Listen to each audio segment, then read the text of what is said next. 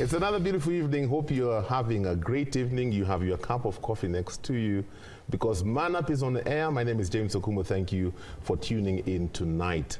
We are going to be talking about an interesting subject as we continue with our theme on personal development. Today we are talking about retirement. Retirement is one of those things that many of us don't want to talk about until we get there or until we are in the neighborhood of retirement, and then we begin to wonder, what am I going to do with my life because now my job is about to come to an end.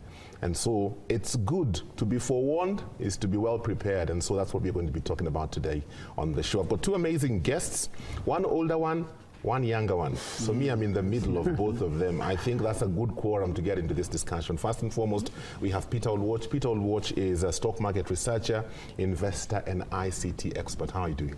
Thank you, James. Karibu sana. Asante sana. Awesome. We also have Godfrey Gishuki. Godfrey Gishuki is a public policy researcher and also nasikia wewe unafundishaga watu. Yes. Karibu sana. Yeah. I was thinking about this. I would want to find out from both of you, which gender handles retirement better? Is it men or women? The answer is women. Women? Why? Women generally, as they approach 60, compared to men, women are very, very social beings. Yes. They have chamas, they are women groups, they are in church, they are everywhere in most of these places. While men are more focused on their job. So as you go into retirement, then you find that there's no job. Yes. Then what do you do? And you're just job. Yet a woman, in most cases, she'll continue with her chamas. These chamas have been there for the last 20 years. She's been there. She's in her women groups in church. She's in a number of places where she goes and spends her time. Okay. So generally, they handle retirement life better compared to the men. Why do you think a lot of us men are afraid of this subject? Yeah, I think I think most men don't prepare enough for retirement. It's a conversation we are not having. Okay. Yes. Yeah, why? And we know it's coming. Or we are afraid if we talk about it, it will come faster. You know, it's a bit frightening when you think about retirement. Okay. Sometimes it's a conversation we are pushing back because we think we're very, very busy right now just solving the immediate problems. Because most men are under extreme pressure to solve the immediate problem. So now if you tell me to start thinking about retirement, you're probably distracting me from really eminent, real, everyday, here, school fees. I'm paying school fees, I'm fundraising for my school fees. So tell me about retirement. Let me solve that problem when I get there. We'll cross that bridge when we get there. You know, so I'm thinking maybe even the ones size sister Toboa na wewe unaniambia 20 years from now. Yes. But you know, for you, you've had the privilege of attending quite a number of, you know, retirement seminars. And there's something you were sharing with me earlier before we began this shoot, that the sad thing is that the people who are almost getting to the place of retirement are the ones who go because of where they are in life. The younger people don't go. Why? Again, is the way the retirement seminars is structured. Government has a policy that before you retire, you are educated on finance issues. So usually the window is for people who have about 5 years to retire. So if you have 1 year to retire, 2 years to retire, 3 years to retire, 4 years to retire, or 5, then you are warned in advance that you only have less salaries. So please start preparing. So the policy has not been there. But since I started educating people more on retirement and interacting more with people, there's a friend of mine who works in the military. He tells me that in the military, the structure is different. As you join as a fresh recruit, or they call it a cadet, the day one, you are told, think of your retirement.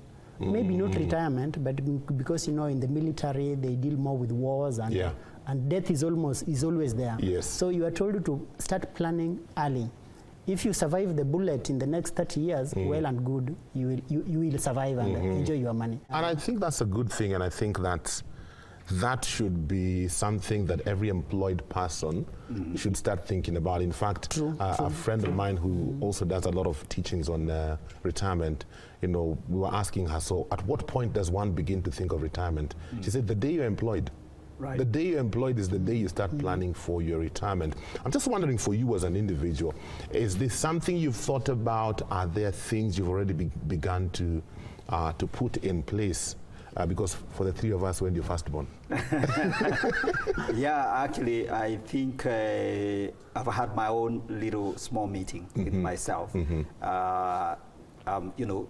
advance. I think I started thinking about my retirement when I started realizing I wanted to shift my career. Okay. That began like about 10 years ago, or rather before 10 years, maybe in my 40s. Early 40s, and then 10 years ago I retired. I fired myself. From formal employment. Yeah. Okay. I quit my job and decided I was going to go it alone, training, consultancy, and all that. I thought there was a lot of money out there, to be made. I'm just wondering, was it a frightening move? I wanted to bite the bullet. Okay. Yes, at that time. So now looking back, I think it was a good move, because what happened is I was able to extract myself from the brown envelope, the monthly brown envelope. I'm calling it brown because my first pay when I joined civil service 3 years ago, I was paid in a brown envelope. Even me. And all my notes were inside there, plus the coins. Yes. So, I took the envelope and I think some of the coins fell off. So I collected them and put them back. So really, and that was it. Your month's salary is here. So I realized that unless you're willing to divorce yourself from that brown envelope, really have a very nice conversation with it and ask yourself, can you really do without that salary? Yeah. If you can't have a life without a salary, you're not prepared for retirement. Yes. Okay. So that's the first conversation. I had to confront that. So, and of course, it was a risky move because I was exposed out there now. I have to fend for myself, pay my bills my way, pay my cars, and I think one car. I think it was one car that time, and all that. So. So that began that journey of kind of reinventing myself, and then I also began a long-term study to prepare myself in such a way that when I'm much older, in my 70s, 80s, I will still be a very valuable citizen, and I'll have something to contribute. So I'm looking at it twice, two things: financial security. Based on business. I thought business was a more guaranteed way of giving me a much more room in terms of financial security. And then I also began a career, an intellectual pursuit, where then I knew that even after I've had all the money, my bills are paid, I'm not idle. I will be also contributing in terms of intellectual space. So it's kind of like you found a purpose to pursue. Yes. And that's what I want to bring in, because I think the way we are cultured, especially in this country, there was that song back in the day, so many vijana. Mwisho wa kusoma mtapata kazi mzuri sana. We are so cultured to find a job and not to connect with a purpose. Yes. And so when the job ends, you get stuck. I don't know what your thoughts are on just the importance of me as an individual, especially as a man, because as men, we derive a lot of our identity from what we do. What's the importance of finding purpose beyond my paycheck, beyond the work that I do 8 to 5, in connection to retirement? Okay, what my response will be this. Job gives men satisfaction, and job, it comes, of course, with a salary, and salary, money gives men some little power. Yeah. When you have a lot of it, you feel like, Now, what happens when the job ends, and this may be another reason why men don't want to talk about retirement, is because when the job ends, the money ends, and you become kind of powerless. Yeah. Now, what I tell people is, I'm in ICT. Of course, I'm employed with the University of Nairobi, but it will come to an end. Yeah. When the job ends, does it mean the experience I have ends? No. The experience is still there. Yeah. So why not pursue it in my business like he's doing? Now I'm in the finance industry, educating people about finances, about savings, about investing, about growing their money and becoming comfortable. When my job ends, why don't we just continue with what you are doing, but now do it privately? So my urge to men is, don't fear retirement. You have 30 years of experience. These 30 years of experience should not go to waste because your employer says so, that your day is over. Yeah. Your day is not over. Continue. It is just like an evening. Yeah, you go to work from morning to evening, to 8 to 5. So when 5 is over, don't go to sleep. There are people who work at night. Start now working at night. Yes, just shift from your employer to your own business. Continue with your destiny, continue with your purpose. Yeah. Mine is to empower people so that they have money. And maybe we also need to distinguish the difference between job and work. Yeah. So a job can come to an end, but you always find work. Work is available. Yeah. And you can become a bus driver. You understand what I mean? Because it is work. And as long as you're not afraid to work. If you go to the West, to Europe, UK, wherever, you will find many in their 70s or 80s being bus drivers. And they enjoy. And they're doing it, it's kind of like a community work. Okay. You know, it's not the salary. You know, this guy maybe served in the military, served well, he has a good home, but he's doing it just because he's interacting with the community. So I think we have to shift that. A job can come to an end, but there is always work. And according to the scriptures, that's what Adam was called, to tend the garden, to work and tend the garden. So from the beginning, I think, in respect to purpose, the greatest purpose is to find work that connects with who you are. That what the fabrics of your life, and 30 years of having a job can give you a clue. Very you know true. what you're really good at, and then just create work around it. You know, create a job around your work. You know, something like that. So it's not the job; it is It's work. the work. You can call it. You can give it the name, a label, job, but it's create a job around your work. I like that. You know, create a job around your work. But apart from the work aspect and the financial aspect, there's also the emotional aspect. There's also the social aspect. There's also the psychological aspect. How does one prepare for that? We'll talk about that shortly. Aya, tumefika halftime. Now halftime kama kawaida, I only allow you to go to the kitchen to grab a cup of water and then come back for part 2, because this is an interesting conversation and we need to talk about it and prepare for it. We are taking a short break. We'll be back soon. Tomorrow on Youth on the Move. It's a moving art gallery. We work with a lot of artists, so pick their artworks and put it in different places like hotels, Airbnbs, co-working spaces.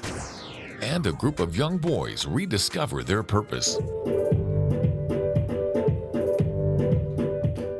That's tomorrow at 8:30 p.m. on Youth on the Move. Welcome back to Man Up. Tonight we are talking about retirement. And this is a very interesting topic because many of us as men, it's something we don't want to discuss. Tunasemaga tu tumejipanga, but on the inside, the fear of that time is very, very real. I'm hanging out with Peter Oluoch, stock market researcher, investor, and ICT expert, and we also have Godfrey Gishuki, public policy researcher and lecturer. Now, as I was saying earlier, we mainly focus on money when we're talking about retirement. But what about the social aspect? You know, I hear people who retire and they still wake up every day in the morning to go to the office because all their social connections were in their place of work. They feel so lost out here. How does one prepare for that? Yeah, that's a very huge problem. Because, you know, the way people build your life around the work environment. You know, 30 years of doing the same thing, hanging around the same guys, you know, being part of the same club, you know, social clubs. All your fellow accountants are all signed in that club and all that. And so if you retire, within that frame, it gets very muddled, very difficult, so psychologically. And Peter had talked about the women, how the women have an advantage because they have life outside the office. The chamas, the women groups, the church mothers programs and all that. So when they stop going to the office, it's really a very small part of who they are. So I think, James, I think what we need to tell the men is you have to build a life outside the office. Yeah. And I will say specifically the office, because office is where some of the work is executed, you know, the office. So that then you don't have to show up there for you to find your meaning. So that's why, you know, I love the way Robert Kiyosaki put it, you know, mind your business. You know, keep your job, but mind your own business. Yeah. So a man has to find a business they can mind outside the job, the office. And when that happens, then it's very easy for them to transition. And so a lot of people get stranded when now they have to retire. And they don't have something very active and challenging. Again, just to finish on that, most men want a real challenging job. And again, men are more productive in their 60s and 70s. In fact, I was very surprised by that kind of research, that actually most men are at the peak of their production, not at 40, 60 and 70. That's when they write their books. That's when they do all the major contributions in life, 60s and 70s. That's when men, we are up and running. So I've got quite some number of years. Oh, yes. You're not done yet. You're not done. I'm just about to begin. Yes. So let nobody lie to you that at your 60, life has come to an end. No, that's the time you can have the greatest influence. You can change the world. In fact, talking about that, I think just that fear that I'm hitting my 60s, my 70s, I'm not productive anymore, the work has ended. You feel like that old car that has been taken to the junkyard, no one has any use for you anymore. I'm just wondering, that mindset and that fear of believing that I don't have much to offer anymore, could that be also one of the issues that really pull a lot of men down? Yeah, true. The issue of being old, being retired, being now no longer useful, that pulls a lot of men down. And it should not. There are many things that people do, as he has said. What happens basically when we are young, I don't know whether to say this on TV, but men are driven. There are some things that excite men. And these things that excite men takes a lot of energy. And so, they excite men when men are still very young. And they take a lot of energy, they take a lot of your time. So as you grow older, these things no longer excite you. These things, I'm trying to be TV friendly, not to say them. But these things we no know longer. We know what you're talking about. So as you grow older, men need to embrace old age. Old age is good. Old is gold. Indeed, old is gold. I like that. I like that because sometimes we get to a place where we are so afraid of age. Age is catching up with me. You know, but I think I like what he's saying. And there's something you said earlier, which maybe is something a lot of us men need to think about, because when you were talking about, you know, how you're making preparations, one of the things you looked at, you said that when you're in your 70s, your 80s, you know, you want to be giving out your wisdom. Absolutely. You know, your lectures here and there, and so you started preparing for that now. And I think that's an avenue that a lot of men also should think about. Because if you don't think about what you want to do at that time, how do you know how to prepare for it? Absolutely. So we have to have this conversation with ourselves and prepare ourselves. And I'm glad we're having this conversation because we're reminding men that the future, your 60s and 70s can be the most productive years of your life. So you bring in 40 years of experience in the workplace, in the marketplace, whatever area. if you're a pastor, by that time you've pastored for 40 years. You know your way around town. Yes. You know whatever you've done. And that's why even some of the people retiring from the civil service, they are very familiar with the way government works. So that's why I think it makes a lot of sense for some of those guys who really get very compelled to go into politics, because they can see there's a difference I can make. I know how it works. So I think let's agree that men have a lot to offer in their later years, and they should not shy away from preparing. But we must agree preparation is very important. Yes. Prepare in terms of the knowledge, the skills, what you're studying right now, and then of course the finances, as Peter is talking about. So you shouldn't be struggling financially. Actually, I think that's why now it becomes frightening, because if you have a financial problem, in your 60s and 70s, then those years become very frightening. But if you can sort out your money issues, those years can turn out to be the most exciting and adventurous. Yes. I'm just wondering, just from what both of you have said, it's not that a good number of men don't have anything to offer.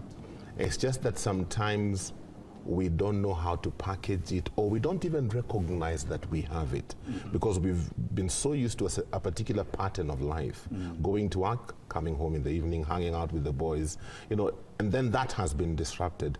So I'm just wondering, is it important? Is it something worthwhile, to talk to somebody? Because sometimes it takes somebody to tell you, by the way, you've been working in which sector for how many years? My friend, you can write a book.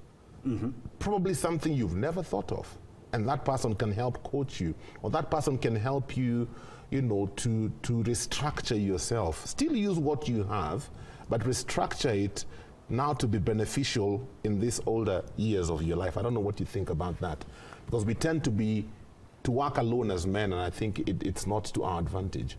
I agree with you. As we grow older, we not only, as he had said earlier, we not only need to develop friendship within our jobs, but also think of when the job ends, so that you start developing friendship with the people you will interact with later in life.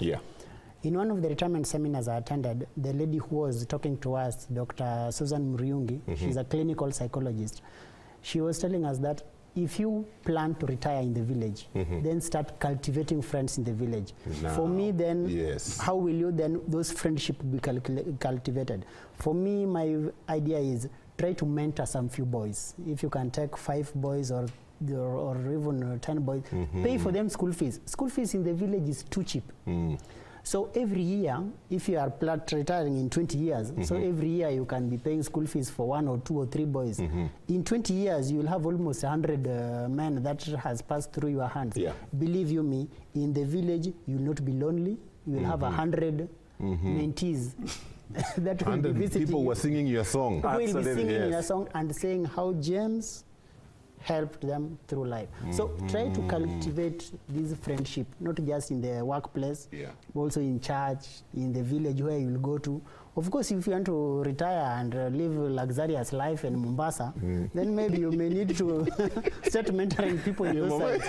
To befriend one of the... befriend not just sultans. One, but, but start befriending a number of people. As in, try to create these friends early in life. But even as we finish, I'm just wondering, for that person who may be listening to us today, and they're exactly in the place we are talking about, the place of retirement. Maybe they've just recently retired, or they're just in the neighborhood of getting into retirement, yet they did not have a plan, and they're panicking and they're worried and they don't know what to do. What would your advice to them be? For those who are in the neighborhood of retirement, I want to wish them well, and I wish them God's wisdom and God's grace that be upon them. But there is one thing I really need to tell them. If you're in the neighborhood of retirement, you will retire with some money. It's called a lump sum. When people get a lump sum, okay, for my case, I know when I retire, I've even done the calculations, I may retire with about 5 million. If you retire with money, I don't know how much you will retire with, but everyone should know their lump sum. So when you get this lump sum, men make big mistake. Because for most men, generally they say that the average salary in Kenya is about 30,000 or 50,000 or so. So this is the first time you are getting almost 5 million. Now, money gets men excited. Yes, money gets men excited. And if you come from where I come from, yes, you need to add more. Yes, you add more wives. One thing I need to tell men, be very careful. Invest that money. You can invest in treasury bills and bonds. 5 million invested in treasury bills and bonds, every year you get 12%. If it's a million, 12% is about 120,000. Yeah. So if it's 5 million, it's just that 120,000 times 5 is about 600,000. Yeah. Every year you can buy bonds is very good for you. Some people start new businesses. Starting a business when you are 60 is very dangerous. Yes. Most of those businesses collapse. Yeah. So try to put your money in very secure places where the money is almost guaranteed. The mistake men get is they get excited with this big money. Please stop the excitement. The excitement is costly because that excitement, you'll end up bringing up more Kenyans. More Kenyans, and you are 60 years. Yes. It gets very, very, very, very dangerous. I like the way he's putting it. You will end up bringing more Kenyans. Absolutely. More Kenyans are more children. So more voters. It is very dangerous at those ages. So men need to be very, very careful with their finances. Be very, very sober. And participate a lot. Wherever you're going to retire, participate a lot in the community. Yeah, because soon and very soon you are saying bye-bye to the brown envelope is talking about. Yes. Yeah, bye-bye to your friends at work. Yes. Bye-bye to salary. So start thinking very actively of where you are going to I'm sure my dad is really enjoying this show because that's the message he keeps telling us. Nairobi mlienda kutafuta kazi. Kazi ikisha mtarudi hapa nyumbani. Kuja mtembee mjue watu. Parting shot as we finish. I think I would say that we must remember there is so much potential. The 60s and the 70s, like I said, are the most productive years. You bring in all the experience, everything just comes together. So let's maximize that opportunity. Think of how we can give back to the society and make a difference in other people's lives. Awesome. So invest in people. That's the time to invest yourself in people. Invest, of course, earlier, and then now you can reap. It's the time to harvest, by the way. I love that. It's the time to harvest. And you can tell. At 60, you can buy a car in one go. I'm telling you. Yes. Yeah. Wakati umekwisha. I kept feeling like we need to continue with this discussion because it's very enriching, but unfortunately, we are out of time. Mr. Man, don't panic. You don't panic. You have been working for 20, 30 years. There's something you know. In fact, there's a lot you know. If you don't know how to package it, we have men like this who can help us to package. Look at what you have. How can you package it? How can we tweak it for the next season in your life? Because I love what they've said. It's really encouraged me. 60s, 70s, you're very, very productive. So don't allow yourself to die because the job died. That's all the time we have for Man Up Tonight. Thank you so much for being a part of this conversation. God bless you.